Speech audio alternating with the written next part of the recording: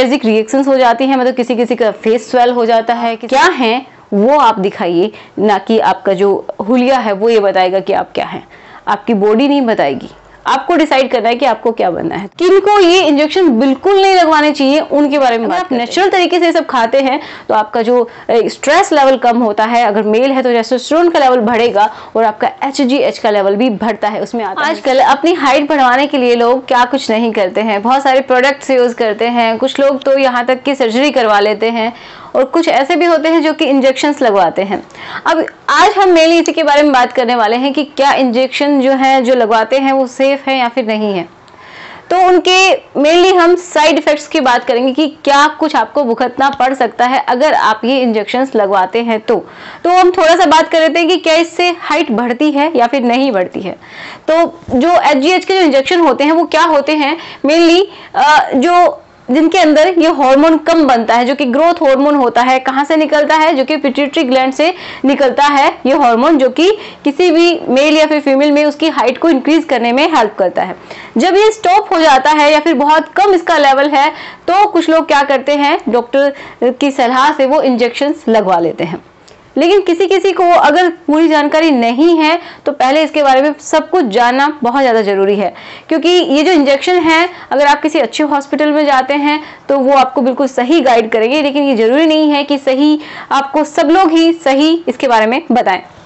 तो पहली बात तो यही कि 10 ईयर्स से पहले इसको नहीं लगवाना होता है, ठीक है। 10 ईयर्स या फिर आफ्टर 10 ईयर्स आप इसको लगवा सकते हैं। अगर किसी की उम्र 10 साल या 10 से ऊपर है तो ही ये लगवाते हैं। उससे क्या होता है कि जो भी ह्यूमन है, मतलब मेल या फीमेल, तो उनकी हाइट में हो सकता है थोड़ा बहुत ग्रोथ देखने को मिले। कितने टाइम के लिए लगवाना पड़ता है, तो किसी में 2 से लेके 5 साल तक भी लगवा सकते हैं, लेकिन इसका डॉक्टर्स बताते हैं कि 6 महीने में थोड़ा बहुत असर देखने को मिलता है। लेकिन ये तभी होता है जब आप पूरी तरीके से जो हेल्दी डाइट है वो ले रहे हैं, प्रॉपर एक्सरसाइज कर रहे हैं। अगर इनमें से आप कुछ भी नहीं करें, आप सोच रहे हैं कि सिर्फ इंजेक्शन लगवा लिए हैं और हाइट बढ़ जाएगी, तो ऐसा बिल्कुल भी नहीं होता है, ठीक है। तो इस चीज को आप भूल जाइएगा। अब हम जिसके बारे में बात करने वाले हैं उसकी बात करते हैं कि इसके साइड इफेक्ट्स क्या क्या हो सकते हैं।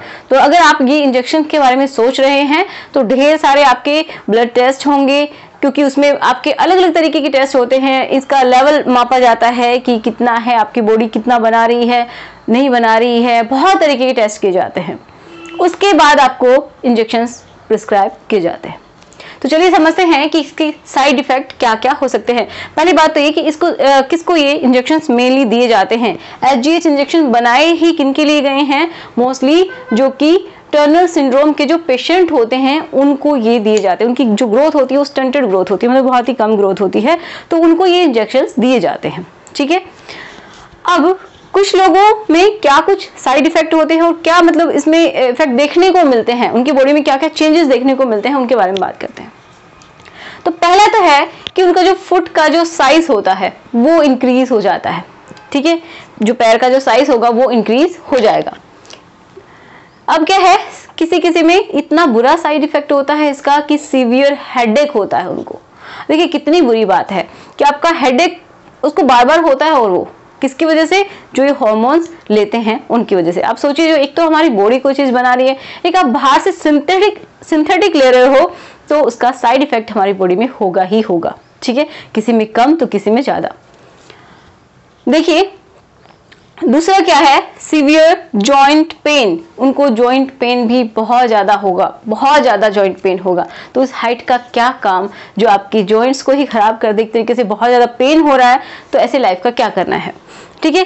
किसी किसी में एलर्जिक रिएक्शंस हो जाती हैं, मतलब किसी किसी का फेस स्वेल हो जाता है, किसी की स्किन में एलर्जी हो जाती है, तो ये भी एलर्जिक रिएक्शंस भी देखने को मिलती हैं, ठीक है। और ये लिखा हुआ नहीं होता है कि मुझे एलर्जी होगी या फिर नहीं होगी, किसी को भी हो सकती है, किसी को नहीं होगी, हो सकता है किसी को ना हो, लेकिन हो भी सकती है। एक है वेट गेन। तो वेट गेन तो होता है, वो इस वे में भी होता है कि जो हड्डियां होती हैं उनका जो डेंसिटी है वो इंक्रीज होती है, तो उसकी वजह से वेट गेन भी होता है। और वैसे भी वेट गेन दिखाई भी देता है, क्योंकि कुछ उस टाइम में भूख ज्यादा लगती है तो आप खाना भी ज्यादा खाते हो, तो वैसे भी आपका वेट बढ़ेगा, ठीक है। नेक्स्ट है डायबिटीज। अब देखिए, जब आपका वेट गेन किसी किसी में बहुत ज्यादा हो जाता है तो उनको डायबिटीज तक हो जाती है। तो अब आप सोचिएगा कि क्या ये इंजेक्शंस अच्छे हैं या फिर आप जैसे हैं वैसे ही परफेक्ट हैं। देखिए, ये बात अपने आप को समझाना बहुत मुश्किल होता है, इतना आसान नहीं है जितना मैं बोल रही हूँ, क्योंकि आप जहां भी निकलते हैं, गली में निकलते हैं या फिर किसी ऑफिस में जाते हैं या फिर आप पढ़ रहे हैं तो स्टूडेंट हैं, तो कहीं पे भी आपको हर जगह सुनने को मिलता है या फिर देखने को मिलता है कि आप छोटे हैं और लोग बड़े हैं। लेकिन आप अपने आप में कॉन्फिडेंस रखिए, आप क्या हैं वो आप दिखाइए, ना कि आपका जो हुलिया है वो ये बताएगा कि आप क्या हैं। आपकी बॉडी नहीं बताएगी, आपको डिसाइड करना है कि आपको क्या बनना है। तो इस चीज को लेके अपने आप में आप कॉन्फिडेंट रहिए। अगर आपकी हाइट कम है तो भी आप कॉन्फिडेंट रहने की कोशिश कीजिए, ठीक है। और दूसरों के कहने से आप अपनी हाइट की वजह से इतने ज्यादा परेशान नहीं हो, ठीक है। अब देखिए, किनको ये इंजेक्शन बिल्कुल नहीं लगवाने चाहिए उनके बारे में बात करते हैं।